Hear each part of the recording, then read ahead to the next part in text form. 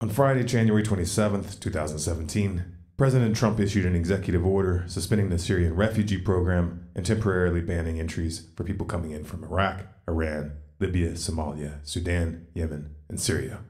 The backlash has been fierce, and public figures from around the world have voiced their outrage. On one hand, this is understandable, given the humanitarian implications. However, one has to ask, where was this outrage when the refugee crisis was being created? Where was the righteous indignation in 2011 when the Obama administration toppled the Libyan government? First by sending in the CIA to back rebel groups that ended up having direct ties to Al-Qaeda, and then using airstrikes to finish the job. Prior to this intervention, Libya had one of the highest standards of living of any country in Africa. They even had free healthcare. Today, the country is a failed state, plagued by ongoing violence. That's why these people are trying to escape. And where was the righteous indignation in 2012, when the US began providing weapons, money, and training to rebel groups in Syria in an attempt to overthrow Assad?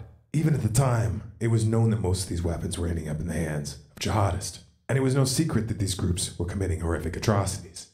Again, why do you think these people are trying to escape? And then there was Yemen, where the Obama administration quietly supported Saudi Arabia's bombing campaign for over a year, before finally getting their hands dirty and launching direct airstrikes in 2016.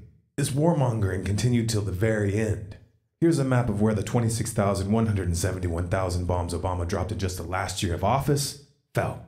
You know, it seems to me that the inhabitants of these countries would have preferred that you stand up against the wars that destroyed their homeland before and while it was happening, rather than take issue of where they are allowed to go in the aftermath. Just saying. None of this is a defense of Trump's order. It doesn't make any sense that Iran be included on the list, while Saudi Arabia, United Arab Emirates, and Egypt get a free pass, especially considering that Saudi Arabia is the most prolific purveyor of Wahhabi extremism in the world. Unless, of course, you look at this through a geopolitical lens, which brings us back to the real crux of the issue: war. After 8 years of covering for Obama's foreign policy, the left already has a credibility problem.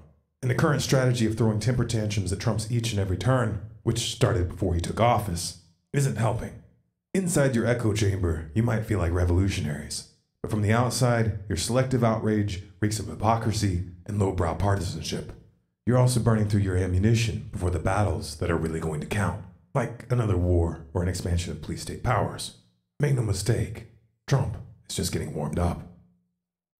Break the echo chamber. Share this with someone who needs to hear it, or with someone you think might already get it. This video is Creative Commons.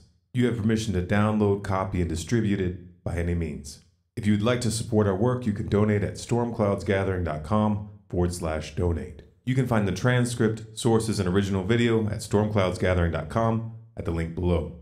For more, subscribe to Storm Clouds Gathering on YouTube and follow us on Facebook, Twitter, and Google+.